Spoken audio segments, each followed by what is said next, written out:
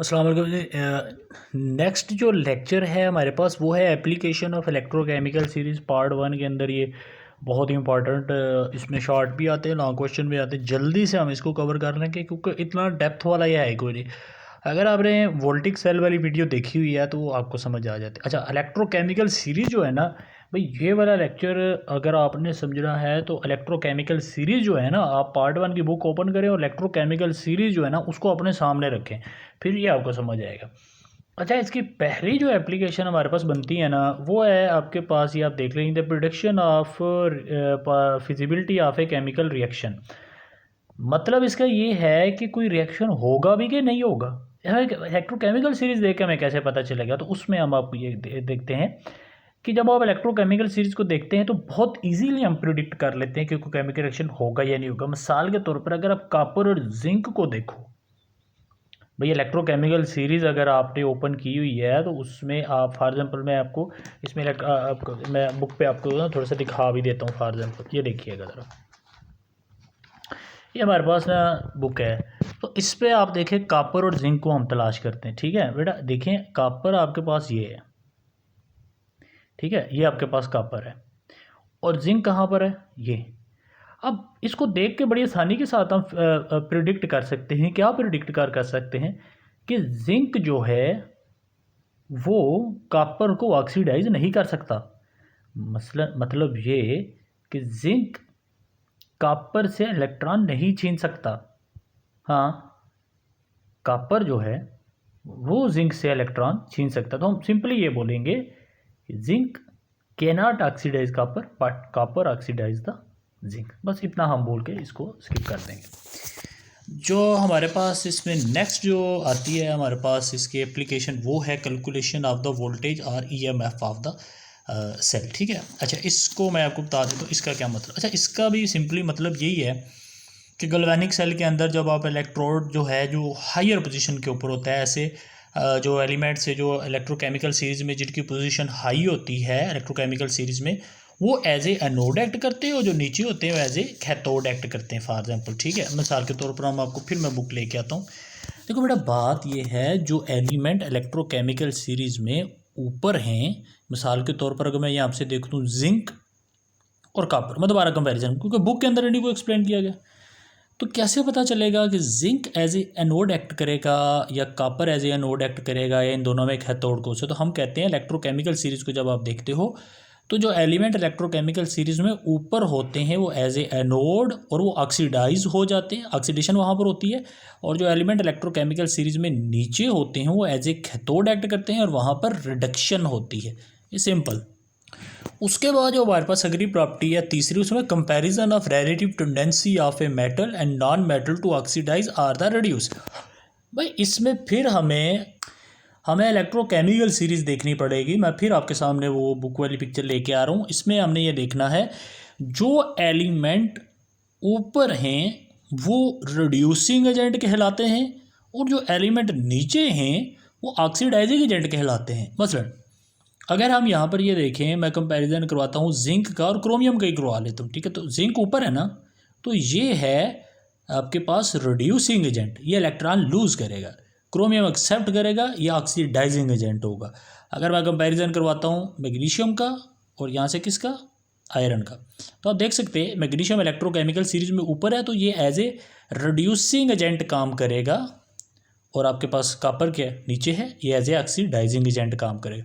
तो जब आप इलेक्ट्रोकेमिकल सीरीज को देखते हैं तो आप ऑक्सीडाइजिंग एजेंट और रिड्यूसिंग एजेंट को डिटेक्ट करने में बड़ी आसानी के साथ कामयाब हो जाता है। आप कहते हैं भाई जो इलेक्ट्रोकेमिकल सीरीज में नीचे हैं, मसलन सबसे स्ट्रॉन्ग रिड्यूसिंग ऑक्सीडाइजिंग एजेंट कौन है, फ्लोरीन है। और सबसे स्ट्रॉन्ग उसमें हमारे पास कौन सा बन रहा है, रिड्यूसिंग एजेंट हमारे पास लिथियम है और ऑक्सीडाइजिंग एजेंट हमारे पास क्या है, फ्लोरीन है। सिंपली आप ये कह सकते हैं जो एलिमेंट इलेक्ट्रॉन्स को एक्सेप्ट करता है वो ऑक्सीडाइजिंग एजेंट होता है, जो लूज़ करता है वो आपके पास क्या होता है, रिड्यूसिंग एजेंट। तो जो जितनी आसानी से इलेक्ट्रॉन लूज़ करेगा वो उतना अच्छा रिड्यूसिंग एजेंट होगा, जो जितना आसानी से इलेक्ट्रॉन को एक्सेप्ट करेगा वो उतना अच्छा ऑक्सीडाइजिंग एजेंट होगा। तो असल में सिंपली फिर मैं यही कह सकता हूँ इसके बारे में, the value of reduction potential of a metal और non metal tell as the tendency of a lose of electron and act as a reducing agent. जो एलिमेंट इलेक्ट्रॉन को लूज कर देगा वो रिड्यूसिंग एजेंट ऐड करे। It also gives us information about the tendency of a element to gain electron and act as a oxidising agent. जो electron को accept करेगा वो आपके पास क्या होगा, ऑक्सीडाइजिंग एजेंट। जो इलेक्ट्रॉन को लूज करेगा वो आपके पास क्या होगा, रिड्यूसिंग एजेंट होगा। जो आसानी से इलेक्ट्रॉन को लूज करेगा वो अच्छा रिड्यूसिंग एजेंट है। जो आसानी से इलेक्ट्रॉन को एक्सेप्ट करेगा वो अच्छा ऑक्सीडाइजिंग एजेंट है, गुड ऑक्सीडाइजिंग, स्ट्रॉन्ग आप बोल सकते हैं इसको, ठीक है। चौथी एप्लीकेशन जो आपकी बुक के अंदर लिखी है वो relative chemical reactives of the metal है। अच्छा, इसके अंदर क्या होता है, हम बोलते हैं greater the value of standard reduction of a metal smaller is tendency to lose the electron. Electrochemical series को जब आप देखते हैं और आप कहते हैं जो एलिमेंट इलेक्ट्रोकेमिकल सीरीज में नीचे हैं वो इलेक्ट्रॉन लूज नहीं करते और इस वजह से वो इतने ज़्यादा रिएक्टिव नहीं होते, और जो एलिमेंट इलेक्ट्रोकेमिकल सीरीज में ऊपर होते हैं वो ज़्यादा रिएक्टिव होते हैं। हम कहते हैं फॉर एग्जांपल लिथियम, सोडियम और पोटाशियम जो है वो हाईली रिएक्टिव हैं, और क्वाइनाइज मेटल कॉपर, सिल्वर, गोल्ड जो है वो लेस रिएक्टिव है, क्योंकि उनका स्टैंडर्ड रिडक्शन पोटेंशियल क्या है, वो जो केमिकल रिएक्टिविटी की मैं बात कर रहा था, मैं बुक फिर आपको पिक्चर दिखाऊंगा। मैं ये कह रहा हूँ जो एलिमेंट्स नीचे हैं और जिनके स्टैंडर्ड रिडक्शन पोटेंशियल की वैल्यू आपके पास क्या आती है, पॉजिटिव आती है, वो इतने ज़्यादा रिएक्टिव नहीं होते क्योंकि वो आसानी से इलेक्ट्रॉन लूज़ नहीं करते। और जो एलिमेंट इलेक्ट्रोकेमिकल सीरीज़ में ऊपर होते हैं और उनकी रिडक्शन पोटेंशियल क्या होती है, वैल्यू होती है माइनस होती है, वो ज़्यादा रिएक्टिव होते हैं। इसका मतलब ये है जो ऊपर है वो आसानी से इलेक्ट्रॉन लूज़ करेंगे, वो ज़्यादा रिएक्टिव होंगे, और नीचे जो है फॉर एग्जांपल आपके पास ये गोल्ड है, क्लोरीन, ब्रोमीन, मर्करी है, सिल्वर है, ये इलेक्ट्रॉन लूज़ नहीं करेंगे और रिएक्टिव नहीं होंगे। और जो ऊपर है वो इलेक्ट्रॉन लूज़ करेंगे, calcium, sodium, magnesium electron lose करेंगे और क्या होंगे, रिएक्टिव होंगे, ठीक है। ये केमिकल रिएक्टिविटी के बारे में आपने लिखना है।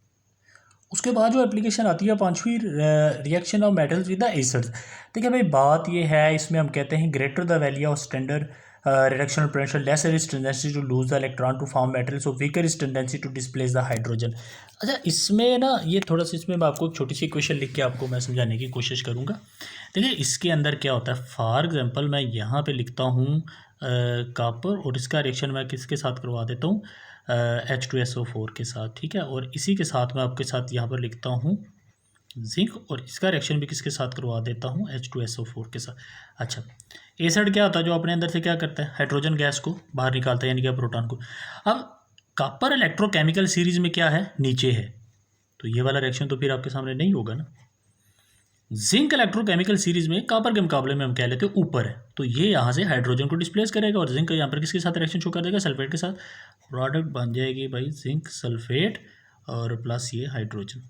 तो यही तो उन्होंने लिखा हुआ आपकी बुक के अंदर कि जो इलेक्ट्रोकेमिकल सीरीज में ऊपर होंगे वो हाइड्रोजन को डिस्प्लेस कर देंगे, और जो इलेक्ट्रोकेमिकल सीरीज में नीचे होंगे वो हाइड्रोजन को डिस्प्लेस नहीं करेंगे।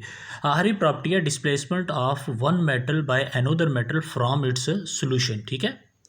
इसको भी मैं आपको सिर्फ एक ही क्वेश्चन से ही समझा दूंगा, आपको समझ आ जाएगी। इसमें फॉर एग्जांपल मैं ये लिखता हूँ कॉपर सल्फेट लिखता हूँ यहाँ पे, ठीक है, और इसके साथ मैं लिख देता हूँ आयरन। तो मुझे ये देखना है क्या आयरन कॉपर को डिस्प्लेट करके सल्फेट के साथ अपना बॉन्ड बना सकता है। तो हम इलेक्ट्रोकेमिकल सीरीज़ को देखेंगे, और इलेक्ट्रोकेमिकल सीरीज़ में जनाब अगर आयरन ऊपर है और कॉपर नीचे है तो फिर डिस्प्लेसमेंट हो जाएगी, ठीक है। लेकिन अगर कुछ इस तरीके से हो, मैग्नीशियम सल्फेट है और आप इसके साथ जिंक का रिएक्शन करवा दें, और आप इलेक्ट्रोकेमिकल सीरीज़ देखें, अगर मैग्नीशियम ऊपर है और जिंक नीचे है तो फिर तो जिंक सल्फेट को अपने साथ अटैच नहीं कर सकता।